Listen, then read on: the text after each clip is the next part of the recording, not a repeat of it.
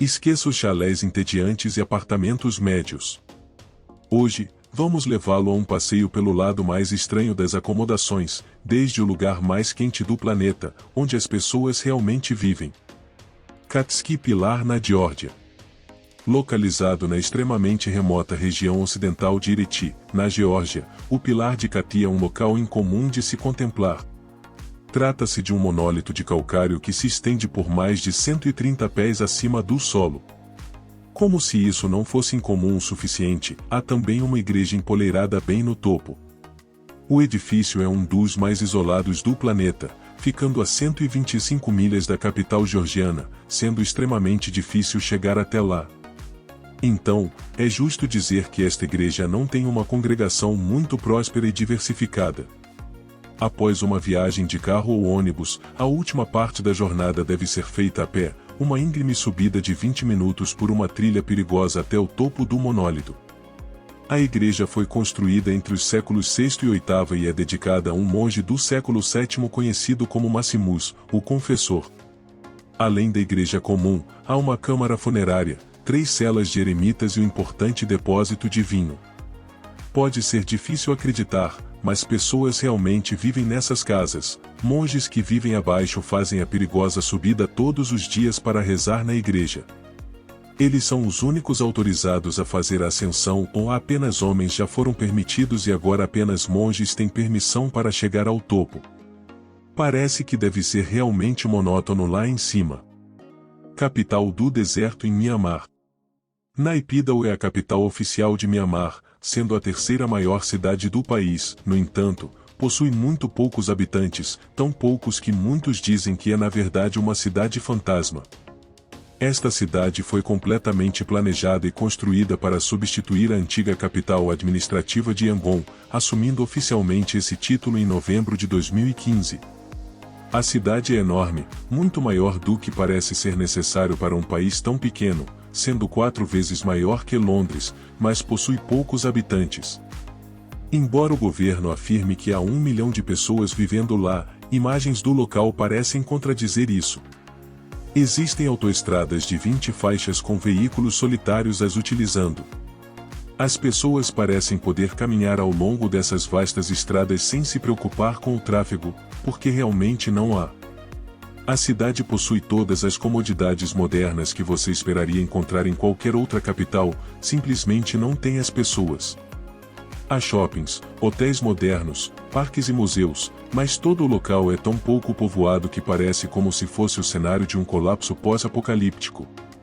É meio assustador, não é? Mas ao mesmo tempo, é meio legal. Prisão de São Pedro, La Paz, Bolívia. Esta é a maior prisão em La Paz, no Peru, mas é diferente de algumas das outras, principalmente pelo fato de que o local é essencialmente uma sociedade completa em si mesma. A prisão de São Pedro em La Paz é administrada pelos próprios prisioneiros, mas não de uma maneira amigável, como em uma prisão aberta escandinava. Eles comandam este lugar de acordo com suas próprias regras. Os detentos nesta prisão têm empregos dentro da cadeia, alugam ou compram suas acomodações lá e até mesmo podem viver com suas famílias. Aqueles que vivem dentro ganham uma renda significativa vendendo drogas para turistas. Existem também líderes eleitos dentro das paredes da prisão que estão lá para fazer cumprir as leis da comunidade, sendo que o principal método de aplicação é claro, esfaqueamento. Se você quebrar as regras neste lugar, será esfaqueado.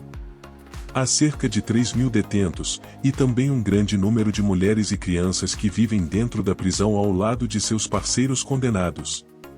Em qualquer momento, pode haver inúmeros outros visitantes hospedados no hotel da prisão. Aparentemente, visitar a prisão é uma parada na rota turística também. Este é o nosso mundo moderno, afinal. Depressão de Danakil na Etiópia. Agora, esta não é a triste história de um burro chamado Danley que está se sentindo meio para baixo, mesmo que isso seja evidentemente o que tinham em mente quando o nomearam. Na verdade, isso é um recuo na superfície da Terra. Isso mesmo, a depressão de Danakil é um grande recuo no solo causado pelo movimento das placas tectônicas asiáticas e africanas.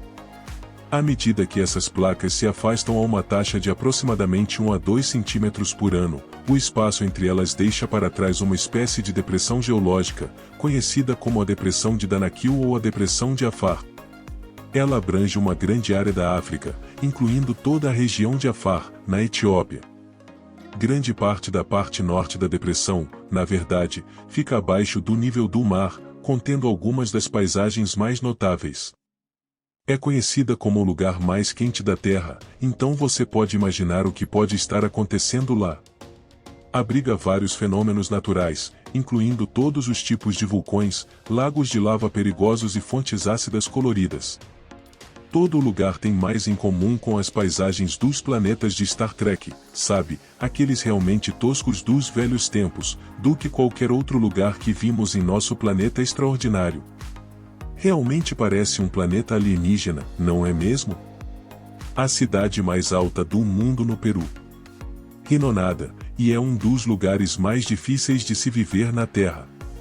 Localizada a aproximadamente 3.000 metros acima do nível do mar, esta cidade é oficialmente o local permanentemente habitado mais alto do planeta.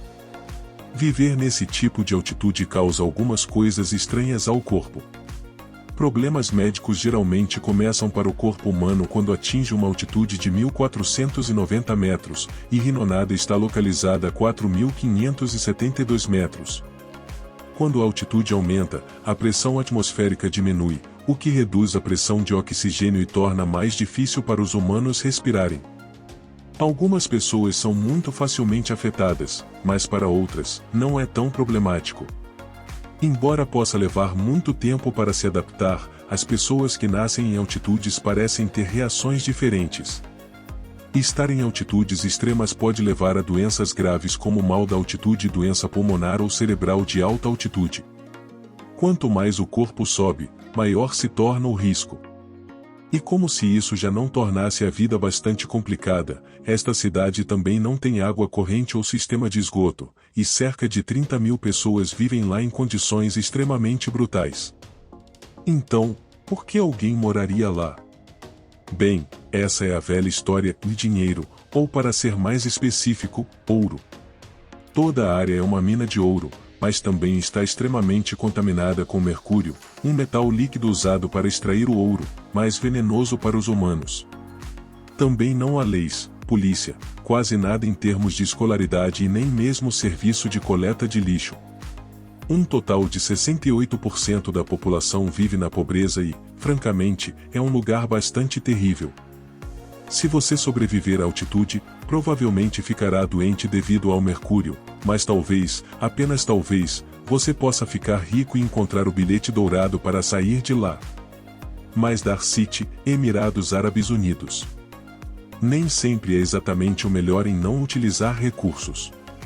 Eles são uma das nações mais condicionadas por ar do mundo e também gostam bastante de esquiar.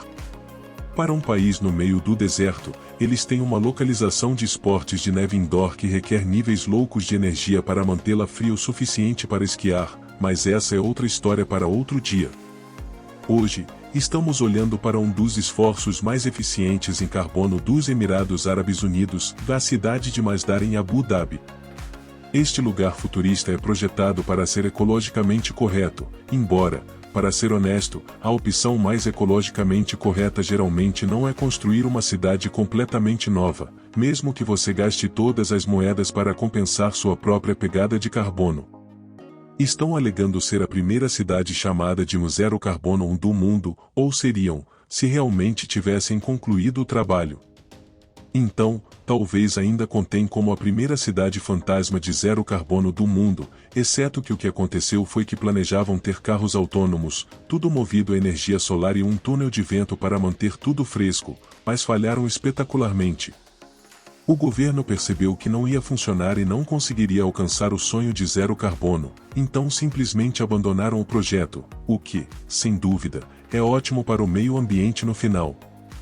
Se gostou do vídeo, se inscreve no canal, deixa o like.